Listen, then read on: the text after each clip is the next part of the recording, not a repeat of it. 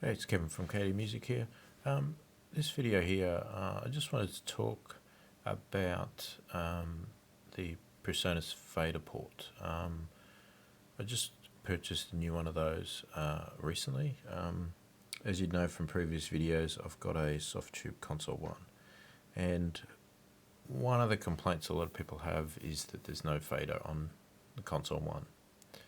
Now, based on stuff that I've put in other videos and my use, even if there was a fader on the Console 1, to me it would not work, because the volume control on the Console 1 affects the output of the plug-in. So if you put another plug-in after it, it basically affects what goes into the next plug-in. It's not changing the track level as such. Now, based on some comments by other people in that, and me looking around as well, I thought to solve this problem and the fact that there's no transport controls on it as well, the PreSonus Faderport looked to be potentially the next perfect solution to add to it. So the PreSonus Faderport is a one fader module. It has transport controls. I can switch between the windows by clicking buttons. It's got a pan knob on it and various other buttons. So just a quick run through of that. So first off, very simple. It's got USB and power. Power is required if you want the motorized function of the fader to work. If you don't want the motorized component, then you don't need power. It can draw enough power off the USB port to operate. In Pro Tools, it's very easy to set up. Once you plug it in, you come into your setup, you go into your peripherals, MIDI controllers, and you select Huey. Go to the drop down, you'll see Faderport. Select Faderport in both of these columns, and 8 there, OK, and you're done. It should now function. And basically it works quite well. Everything works fine. There's a couple of little things which I'll run through which do bug me. So I'll run through just the Faderport, and then we'll talk about how you can combine it or not combine it with the Softube Console 1. So as a side sort of funny story, when I first got the Faderport, I plugged it in, everything was fine, I thought everything was okay, but I was having real troubles with the volume, with the fader. It was fighting me, it wasn't responding, and after a lot of testing, it seemed to be that the touch sensitivity wasn't working quite well. So I tried everything. I contacted PreSonus. I was absolutely baffled to what was going on. And I tried a different power point in my house, and it started to work okay. And for some reason, bizarrely, it was only being affected on my studio desk. If I moved away from my studio desk, it worked fine. Now, to cut the long story short, after a lot of trialing and testing, I found that I had 2 of these plasma ion globes in my studio on my desk, and if these are on, it was affecting the touch sensitivity of the fader. If they were off, the fader worked fine. So it turns out these plasma globes are emitting some magnetic field out that's affecting the magnets within the Faderport and was breaking it. So anybody else that's running plasma things, just be aware of that. You haven't got a faulty Faderport, you just can't use these globes with it. So hence now these globes are turned off permanently in my studio, unfortunately, and my Faderport works fine. Another thing, which I'm not sure if they've rectified this, but the latest driver for the Faderport is 1.35. It if you put that on, it can actually stop the Faderport, motorized Faderport, from working. And the solution is there's a version 1.38. Funnily enough, though, it's not in the download section. You have to find it in the PreSonus forums, and I'm not sure why it's their main download. Since their latest one breaks things, you would think that they would just use that one. But anyway, if you have upgraded to 1.35 and you have issues, then look for 1.38 in the forums and put that on. That seems to work fine. Okay, so let's have a look. So I'm not really going to play anything here, but I'll just select a track. So I've just selected this track here. Now you'll see I'm using the fader. That works fine. No problem there. All the buttons work. There's a couple of buttons like output and that don't work, but you've got the mix button works, the project. I can bring up transport. I can, if I click on appropriate one,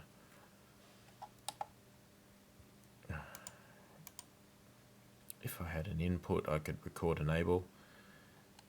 I can mute, solo, all the usual tricks. As I said, volume there. And we can play and stop. And we can rewind. So all the basic transport functions work fine. Let's go back over to here. So let's go here. So we've got a pan control, and it's just one single knob, and you can turn that. So one gripe with it is it's not very smooth. You can see it jumps around. If I do it slowly, it goes up in little increments like that, but then suddenly it jumps. So it's not very accurate, and if I swing it very fast, it doesn't move very fast. So it's a very slow process. And we've got the usual issue in Pro Tools where we have two pan controls on a stereo track, and it moves the left. And if I want to move the right, I have to press the shift button first, and then I can do the right. So it would be really great if one day one of the manufacturers would create one with two pan knobs for us Pro Tools users. One knob is very frustrating. But it's not very accurate, but it is there and it does work.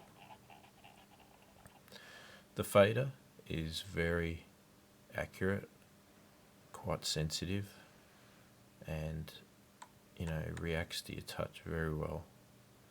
It's a very good fader, very smooth. Okay, and now let's talk about the biggest issue with this, which I didn't know about, and it's very frustrating, and I don't think there's ever going to be a solution to this, which is very annoying. With Huey, you'll see that it works in banks of 8, and you can see that by this little blue outline. So this is the bank that's currently selected at the moment. So on the fader port, you've got channel selections and a bank selection. So if I don't have the bank button on, I can switch across to different channels and then control them, which is fine. If I press the bank button and then I press the channel button, I'll jump across to another bank. So where the frustration comes in is I'm the sort of person, I've got my fader port on my left hand, I've got my mouse on my right. I like to use my mouse and my fader port at the same time. Right? That's why I've got two hands. So if I'm sitting here mixing along and I'm playing and I've adjusted the volume on this track and I want to adjust the volume on this track over here, I click on there, I can adjust there. If I click on there, I can adjust there. That's fine. The other way to do it is I do it the long way, which is press the channel across button so that it's selecting it, and then I change the volume. But what I would like to do, like a normal person, would be, I'm over here, I'm changing this track. Oh, I want to change this track over here. Yeah, bass is not loud enough. So I click on it. Oh, my fader, I'm moving my fader right now, it's doing nothing. So there's a flaw in the Huey protocol where I can only change tracks for the Faderport control within the bank. If I click outside the bank doesn't move and the Faderport can't control it. So then the only way for me to do that is I have to manually change the bank on the Faderport and then work over here, which, as you'd imagine, is absolutely annoying for a person that uses a mouse as well. You know, if I'm sitting here and I'm mixing away and I change the level of the snare, but then I want to change the level of the cello, I've got to bank across to it to use the fader on the Faderport. It's so inefficient and there's no solution to it. From what I've been told and read by PreSonus, Pro Tools are not developing the Huey protocol anymore, so this is the way the Huey protocol is going to work. The PreSonus Faderport is only using the Huey protocol. I don't know that they're going to develop any other protocol or plugin or anything to do in Pro Tools to get rid of this problem. But it's there, and it's something to be aware of, and if I had known it was there, I probably wouldn't have bought it, to be honest. And you'll see why when I now talk about the next part, which is working with the Console 1. Right, so with that limitation in place, another trick to know with the Console 1. So the Console 1, you've got your plug-in all along the top, or all along here, for all of your different tracks, and they've all got a number. Okay, so on the Console 1 I've got 20 buttons, and then I can page up to access the tracks higher than 20.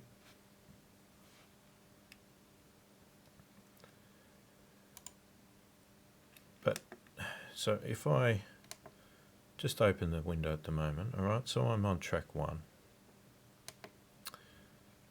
So I'm mixing away. I can use, so if I've selected track 1 here, I can use my Faderport to change the volume, change the pan. I can either open up the Softube window or keep it closed and just do it by looking at the board itself. I can mix, change the settings, right, I'm on the right track, blah blah blah, and I'm adjusting the same track with both devices. Now the quickest way for me to then mix another track is on the Console 1, because I know, I look here, I want to now mix on the overheads. I'll press button 6 and I'm now mixing on the overhead, and I can do that with the screen on or off. You know, I know that I'm on there, so I'm doing my settings. Issue is, as you'd see looking here, pressing the button in the Console 1 only changes the track within the plugin. Doesn't change the track in Pro Tools. So now my Faderport's still sitting over here on the mix bus. My Console 1 is sitting here on the overhead. So I can't mix using two hands, using going between my Faderport and my thing and my other one. So every time I change tracks with the Console 1, I have to then change tracks with that. And if I was doing that over here, I would have to bank across and then select it, and now I could mix with my Console 1 and my Faderport. So let's say you want to do it the other way. So let's say I'm sitting here and I want to increase the volume of the overhead. So I click there. Let me just try something else first, actually. No, so we're on the overhead. We'll do it backwards. So we're on the overhead. We've just been mixing that, and I've been mixing it on the console 1. Yep, happy with that. But there's something not right on another track. So I decide, okay, I'm going to go across to the kick. So I could click on the kick. That gets my fader port over there. Or alternatively, I could use the button on the fader port to move across to the track. Again, my fader port's there, so I start panning, changing the volume. But then if I started moving dials on the console 1, it's still sitting on the overheads. So again, I would have to remember to change the track by pressing the button 7 on the console 1 as well. So basically what I'm saying is that these two things do not work together, right? They just don't work together at all. You know, and I can quite easily, with the console 1, I can jump from track, I mean, you can see, I can press, so if I'm on track 1, one button, I'm jumped across to track 20. But then if I want to get my fader port across to track 20, which is acoustic 3, I've got to bank across, right? Oh, haven't got there yet. Bank across. No, and then I can click. Now the fader port's on there, and the console 1's on there as well. So they're now together. So the only way the two work together is if you manually move them both to the same track, which is a very, very slow process for a mix. You know, a mix person's not sitting working on one track constantly. They're going to be, you're moving around, you're adjusting this, adjusting that. Just doesn't work together. So they're both great devices in their own, but they just don't work together at all, in my opinion. Now, that doesn't mean that either are useless. I mean, the console 1 I'm very happy with. That I'm locked in with. I mean, that's obviously a more expensive device. The fader port is quite cheap, so it's not a major downside. And you know, the good thing with the fader port, the transport buttons work. Okay, they work regardless of what track. So worst case scenario, I've got a little box here that's now my transport controls. You know, I can record enable a lot easier than I can by going up here, clicking there, then clicking there to enable my track. I can do it with just a couple of buttons. So as a transport control, it's great. So how would I see this being solved? There's only a couple of ways. One is that Pro Tools, Avid, has to start supporting these third-party products and either do something about the Huey protocol or give them something else to use. Or PreSonus uses something else, I don't know what, you know, creates their own plugin, uses Yukon or something like that. Not sure, I'm not an expert in that side of things. Another alternative, which would be a really good thing to come out, is if Softube came up with an add-on little box that you could put on either your left or right. I'd want them to be non-hand specific, and it just sits on the side of the console 1 and has either a separate plug-in or it uses something so it gets rid of this problem and it moves in along with your track selection of the console 1. To me, that would be the perfect solution. If I press a button to change tracks on my console 1, suddenly I've got this little fader on the side with good pan knobs and everything else that I can then adjust. And the transport, so they could do that by adding another little separate plug-in that you put at the end of your chain to do the volume in there, it wouldn't be that difficult. You just put it on. It's just the, somehow you just do it. And the transport controls could use the standard Huey protocol or whatever they want. That's the only way I see it working. So hopefully this is of use to you and may give you an idea, because I know a lot of people have been talking about adding a fader port to a console one, and I thought it would be a great idea. I was sold on it, and I didn't realise that these problems were going to be there until I actually got it and put it on. So it's not a total disaster, but to me it really doesn't cut it, and it doesn't do what I want it to do. It's basically a glorified transport control for me at the moment, and that's what I'll be using it for until an alternative product comes up. This will either